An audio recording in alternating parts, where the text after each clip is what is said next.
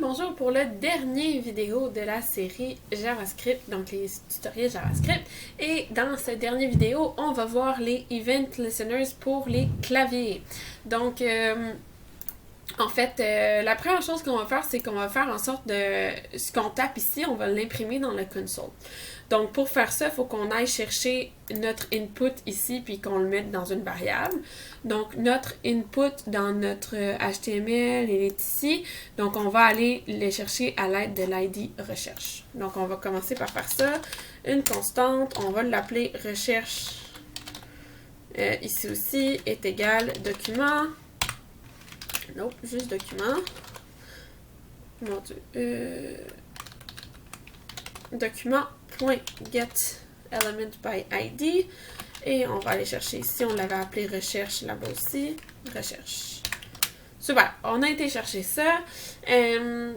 Maintenant, on va aller chercher recherche et on va ajouter un event listener. Donc, add event listener. On ouvre les parenthèses. Et là, à la place de mettre clic comme on avait l'autre jour, dans l'autre vidéo, on va mettre key down. OK? Key, ça veut dire touche du clavier. OK? Tu as des keys sur ton clavier. Down, ça veut dire bas. Donc, c'est quand tu appuies sur une touche. Tu as aussi key up, comme on avait mouse down puis mouse up. Donc, key down. Et là, on va donner un nom à notre fonction. Moi, je vais juste l'appeler go, tout simplement, là, ma fonction. On va aller ici appeler notre fonction. Donc, function go. Et vous vous rappelez, qu'est-ce qu'il faut passer comme argument dans la fonction go? C'est au moins l'événement. Donc, on passe l'événement. Et là, qu'est-ce qu'on va faire avec l'événement? Ben, on va dire console log. Donc, on va console log. Oh, CLG. Parfait. Et là, on va prendre l'événement, le target, qui est la cible de l'événement. Donc, la cible. Et on va écrire la value. OK? Donc, on va écrire la value. Ce qui arrive, c'est que quand je viens ici dans ma recherche et que j'écris allô, ben, tous les trucs que je tape, ils apparaissent ici. OK? Au fur et à mesure que je tape. OK? Donc, si j'écris A, ça apparaît A ici. OK? Voilà. Donc, maintenant, qu'est-ce qu'on peut faire avec ça? Ben, on peut, par exemple, ici, à la place de le mettre dans le console log, regardez qu'est-ce qu'on va faire.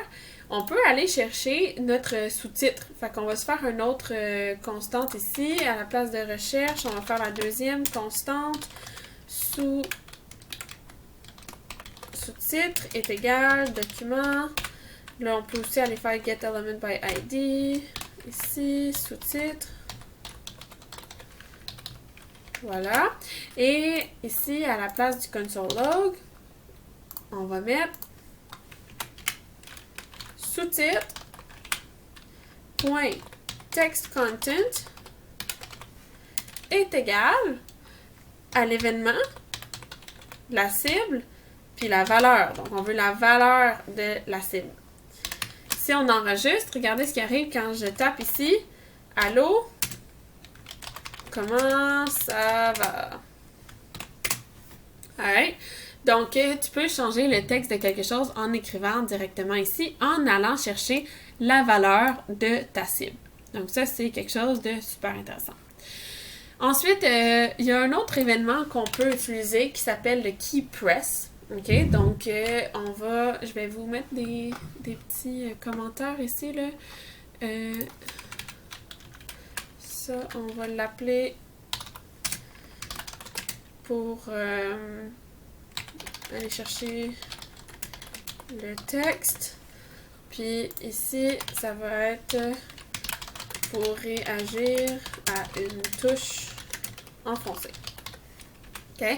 Donc, qu'est-ce qui arrive si je veux aller chercher, je veux que quand je pèse sur Enter ou sur Espace, il arrive quelque chose. OK? Donc, premièrement, on va se faire une constante parce que dans le fond, ce qu'on va faire, juste pour que ce soit bien visible, c'est que quand on va peser sur Enter ou sur Espace, on va changer la couleur du fond de notre page. Pour changer la couleur du fond de notre page, on va se faire une nouvelle constante qu'on va appeler Body et on va aller chercher le document .query selector et on va aller chercher directement le body. On met pas de point, on met pas de hashtag parce que le body, c'est pas une classe ou un ID, c'est vraiment une propriété HTML. Okay? Un tag HTML. Donc, on peut juste mettre body comme ça. Et là, on va aller sur le document au complet. On dit n'importe où sur le document, là, quand on tape sur notre truc n'importe où. Fait que point add event listener, toujours la même chose. Et là, dans nos parenthèses ici, qu'est-ce qu'on va mettre? On va mettre key press. OK? Et on va se faire une fonction que je vais appeler tout simplement clavier. OK?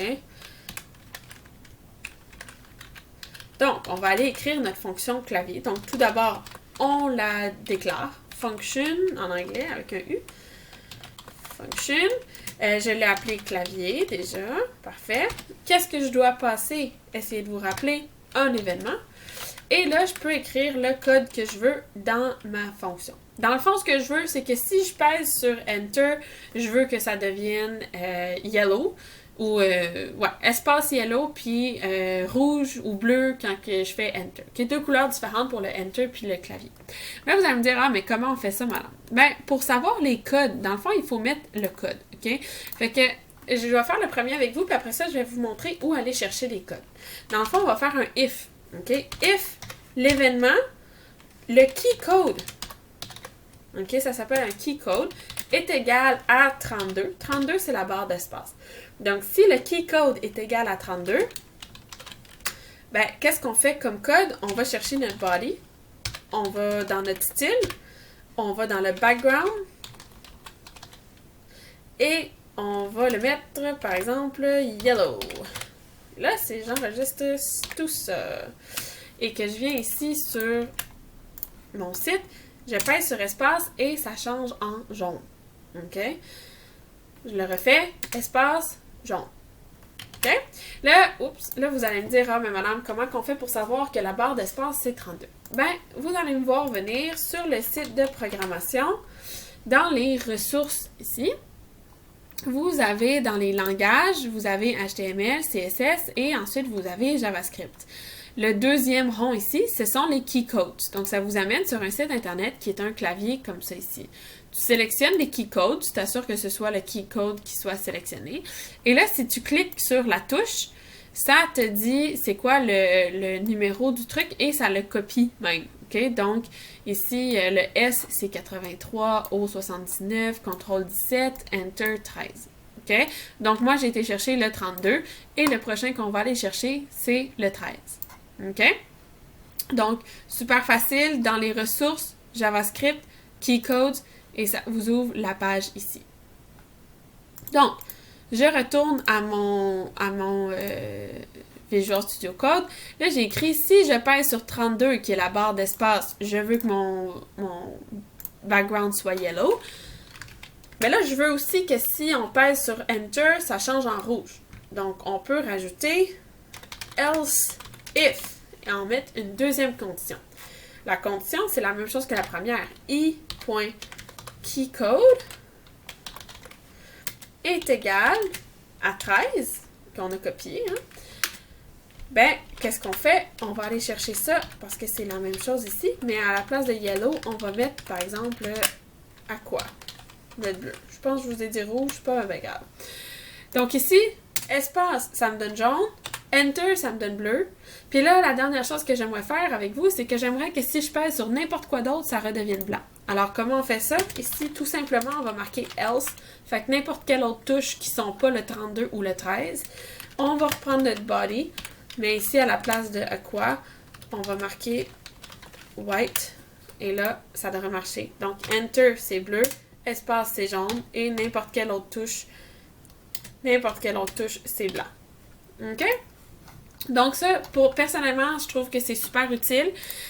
Toutes les event listeners, dans le fond, là, c'est tout ce qui va gérer votre interaction.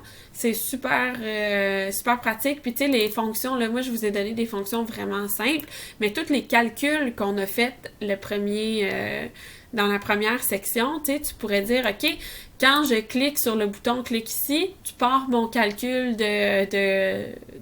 par rapport au calcul de masse, puis tout ça de BMI, d'IMC, puis tu me displays, tu changes le texte ici pour la réponse. Donc, en fait, toute l'interaction dans ta page, tu peux la gérer avec les Add Event Listeners, puis tu peux utiliser toutes les fonctions super intéressantes pour venir faire des opérations dans ta page. Donc, c'est ce qui conclut le dernier vidéo tutoriel JavaScript. Je vous dis bravo tout le monde, c'était une grosse série. Donc, vous êtes pas mal bon là, de vous être rendu jusque-là. J'espère que les défis ont bien été. Il vous en reste un à faire pour vous amuser avec le DOM.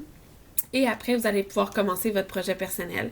Donc, je vous laisse aller faire le dernier mini-défi. Et on se revoit dans une prochaine série de tutoriels. Bye guys!